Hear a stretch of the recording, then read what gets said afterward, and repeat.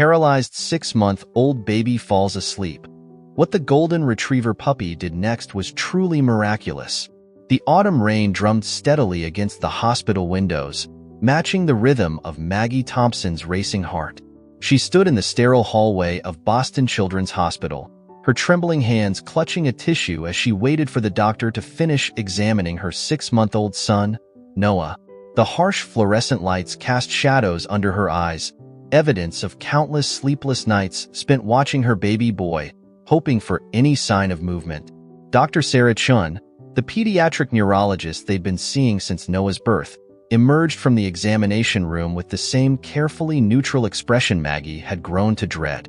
Behind her professional demeanor, Maggie could see the flicker of helplessness in the doctor's eyes.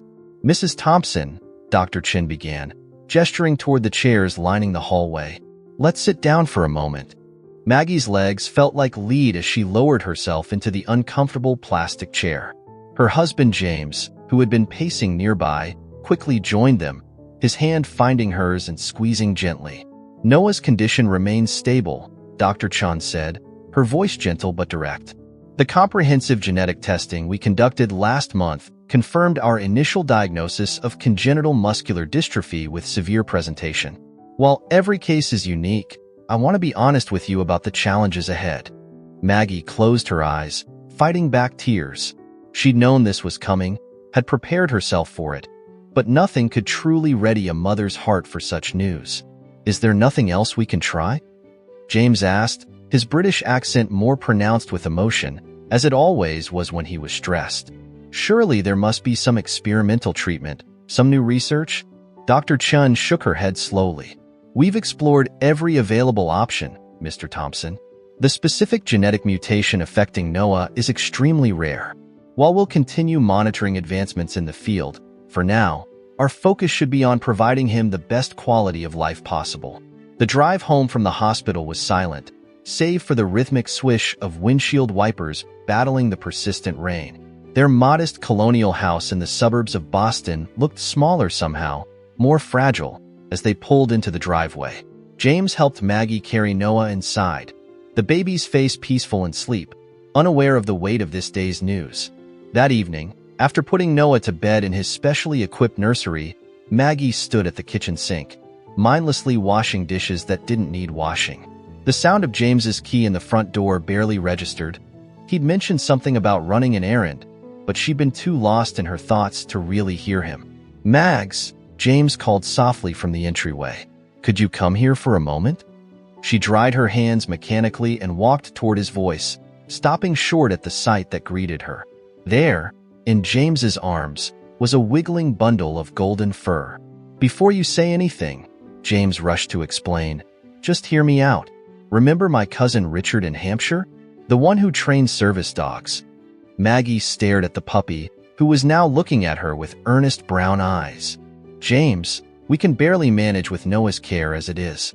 A puppy? Now?" "Richard's been working with this particular breeding line for years," James continued, setting the puppy down. The little dog immediately sat, tail wagging gently against the hardwood floor. "They're known for their exceptional emotional intelligence and ability to bond with children with special needs. When I told him about Noah's diagnosis, he insisted on sending us one of his best puppies. The golden retriever puppy, who couldn't have been more than 8 weeks old, maintained perfect eye contact with Maggie, as if understanding the gravity of this moment. "His name is Cooper," James added softly, "and he's already had basic training. Richard's been working with him since he was old enough to learn."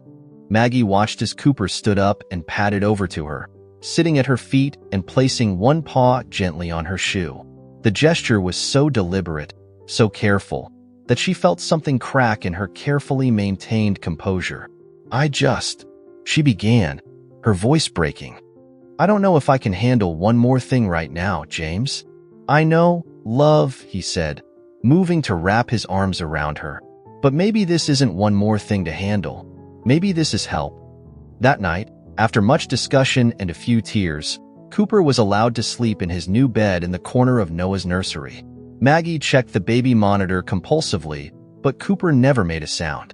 When Noah stirred at his usual 2 a.m. feeding time, Maggie hurried to the nursery to find Cooper already standing beside the crib, his tail wagging slowly as he waited for her. The next few weeks fell into a new routine. Cooper seemed to understand instinctively that Noah required gentle interaction, and he would spend hours lying beside the baby's play mat, watching attentively as therapists came and went. During physical therapy sessions, Cooper would position himself where Noah could see him, as if encouraging the infant's attempts at movement. It was during one of these sessions that Maggie first noticed something different. Sarah Miller, Noah's physical therapist, was working with him on the floor, going through their usual range of motion exercises. Cooper lay nearby, his head on his paws, watching intently as always. "You know," Sarah said, her hands supporting Noah's legs as she bent them carefully, "I've been doing this for 15 years, and I've never seen a dog so invested in therapy sessions." As if in response to her words, Cooper stood up and moved closer, his nose gently touching Noah's hand. And then it happened. So quickly Maggie thought she might have imagined it. Noah's fingers twitched. "Did you see that?" Maggie gasped, dropping to her knees beside her son. Sarah's professional composure slipped for a moment as she leaned in closer. "Let's not jump to conclusions," she said carefully, but her eyes were fixed on Noah's hand. "Cooper, can you do that again?" The dog needed no further encouragement. He nuzzled Noah's palm once more, and this time there was no mistaking it. Noah's fingers definitely moved. "I need to document this," Sarah said, already reaching for her phone to record. "Mrs. Thompson, please understand that this could be a random occurrence. We don't want to create false hope." But hope, Maggie was learning, had a way of creating itself. Over the next few months, a pattern emerged. Whenever Cooper made physical contact with Noah, there seemed to be a response. Small at first, just those tiny finger twitches, but gradually progressing to more definitive movements.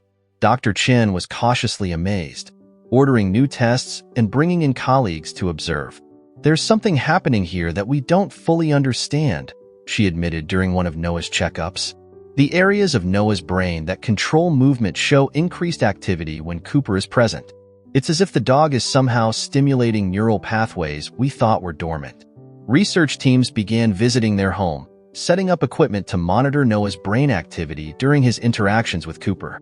The golden retriever took it all in stride, seemingly understanding the importance of his role. He never left Noah's side during these sessions, maintaining physical contact through a gentle paw or a careful nuzzle. James spent his evenings researching similar cases, looking for any scientific explanation for what they were witnessing. "There are documented cases of dogs detecting seizures before they happen," he told Maggie one night as they watched Cooper and Noah together. "And studies about their ability to sense changes in human body chemistry. But this is different." As Noah approached his first birthday, the changes became more pronounced. He began moving his arms with purpose, reaching for Cooper whenever the dog was near.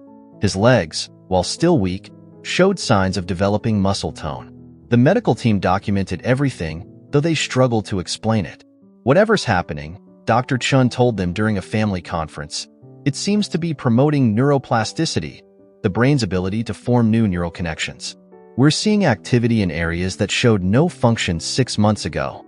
The local media caught wind of their story, and soon reporters were requesting interviews. Maggie and James declined most of them, protective of their son's privacy and wary of sensationalizing something they themselves didn't fully understand. But they did agree to participate in a medical documentary, hoping their experience might help other families. Cooper's second birthday coincided with a major milestone. Noah, now approaching 18 months old, pushed himself into a sitting position for the first time. It happened during a routine therapy session, with Cooper providing his usual encouragement. The room fell silent as Noah, with determination etched on his little face, pressed his hands against the floor and pushed up. "That's it, sweetheart," Maggie whispered, tears streaming down her face as she recorded the moment on her phone. "You can do it." Cooper sat perfectly still, his eyes fixed on Noah, tail wagging slowly as the little boy maintained his position for several seconds before falling back onto his support cushions. The therapist was already making notes, but Maggie could see she was fighting back tears as well. That evening, as James prepared dinner, Maggie sat on the living room floor with Noah and Cooper, watching them interact. Noah had learned to grasp Cooper's fur gently, and the dog would position himself perfectly to provide support as Noah practiced sitting up again and again. "You know what today made me think of?" James said from the kitchen doorway, wiping his hands on a dish towel. "That night when Cooper first arrived, and you weren't sure we could handle it." Maggie smiled, reaching out to scratch behind Cooper's ears. "I've never been so happy to be wrong about something." The next year brought steady progress. Noah's medical team documented every advancement, publishing their findings in several prestigious journals. The terms they used, canine-assisted neural stimulation and interspecies therapeutic bonding, seemed inadequate to describe the profound connection they witnessed daily between boy and dog. Noah's second birthday party was a small affair, just family and a few close friends, but it was a celebration of more than just another year. Noah was now able to sit independently, grasp toys, and even push himself around on a specially adapted scooter board. Cooper never strayed far during these moments of mobility, always positioning himself to catch Noah if he should lose balance. It was during the party that Noah spoke his first clear word, "co-op." The adults in the room froze, staring at the little boy who was reaching toward his furry friend. Cooper responded immediately, moving closer to allow Noah to wrap his arms around his neck. That night, after the guest had gone home and Noah was asleep in his bed, with Cooper in his usual spot nearby, Maggie found James in their home office, reviewing some of the video footage from Noah's early therapy sessions. "Sometimes I still can't believe how far he's come," James said, his voice thick with emotion. "Remember what they told us in the beginning? That he might never." Maggie wrapped her arms around her husband's shoulders. "I remember, but they didn't account for Cooper." The following months brought new challenges and triumphs. Noah began intensive physical therapy to strengthen his legs, with Cooper participating in every session. The dog seemed to instinctively understand what Noah needed: when to provide support, when to encourage independence, and when to simply offer comfort during frustrated tears. As Noah's third birthday approached, Dr. Chun called a meeting with the family and their extended medical team. The room was packed with specialists who had been following Noah's case, all eager to share their observations and theories. "The progress we've seen is unprecedented," Dr. Chin began, displaying brain scans on the screen behind her. "The neural regeneration and pathway development exceed anything we thought possible given the initial diagnosis. While we still don't fully understand the mechanism behind it, there's no denying the role Cooper has played in Noah's recovery." One of the neurologists spoke up, pointing to specific areas of the scan. "The physical contact between Noah and Cooper seems to trigger a unique response in the brain's motor cortex. We've documented similar patterns in other cases where animals assist in therapy, but never to this extent. The question now," Dr. Chen continued, "is how far this progress might go. Given Noah's current rate of improvement, we believe independent walking might be possible within the next few months." Maggie and James exchanged glances, hardly daring to hope. They'd learned to celebrate each small victory without looking too far ahead, but the possibility of their son walking seemed like a miracle they couldn't quite grasp. The prediction proved accurate, though not in the way anyone expected. It happened on a quiet Sunday morning, 3 weeks before Noah's third birthday. The family was in the backyard, enjoying the early spring sunshine. Noah was sitting on his therapy mat while James set up the new support walker they'd been using in physical therapy. Cooper, who had been dozing in the grass nearby, suddenly stood up and walked to Noah, assuming the position they'd practiced countless times during therapy, standing perfectly still while Noah used him for support to pull himself up. But this time, instead of just standing, Noah took a shaky step forward, his hands buried in Cooper's fur. "James," Maggie called, her voice trembling. "James, look." They watched, hardly breathing, as Noah took another step, and then another, Cooper moving slowly beside him, perfectly matched to the little boy's pace. 5 steps later, Noah's legs gave out, but Cooper was there to catch him, lowering him gently to the grass. The video Maggie managed to capture of those first steps went viral, though they'd only meant to share it with family and close friends. Soon, their story was being featured on national news programs, and research teams from around the world were requesting permission to study the unique bond between Noah and Cooper. Cooper took the attention in stride, as he did everything else. His focus never wavered from Noah, whose progress continued to amaze everyone around him. By his third birthday, Noah was taking several steps independently, though he still preferred to have Cooper nearby for support and confidence. The party this year was larger, attended by many of the medical professionals who had been part of Noah's journey. Dr. Chun gave a touching speech about the power of hope and the mysteries that still existed in medicine. "Sometimes," she said, looking at Cooper who lay at Noah's feet under the birthday table, "our best teachers have 4 legs and fur." Later that evening, as Maggie tucked Noah into bed, she watched as Cooper assumed his usual position nearby. The dog's muzzle was beginning to show traces of gray, but his eyes were as bright and attentive as ever. "Mommy," Noah said, his voice clear in the quiet room, "Cooper made me better." Maggie sat on the edge of the bed, running her fingers through her son's hair. "Yes, sweetheart, he did. But you know what? You made him better too. You gave him a very important job, and he loves you for it." Noah smiled, reaching out to pat Cooper's head. "He's my best friend. He always will be," Maggie assured him, watching as Noah's eyes began to drift closed. That night, like every night, Cooper stayed at his post, guardian and friend to the little boy who had defied all medical expectations. And if anyone had been watching, they might have seen the dog's tail wag gently every time Noah moved in his sleep.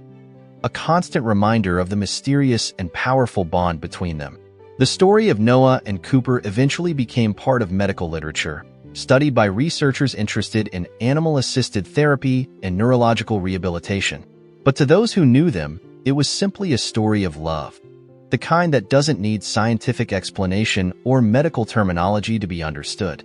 Years later, when asked about the miracle that changed their lives, Maggie would always say the same thing. The real miracle wasn't just that Noah learned to walk. It was that Cooper taught us all how to hope again.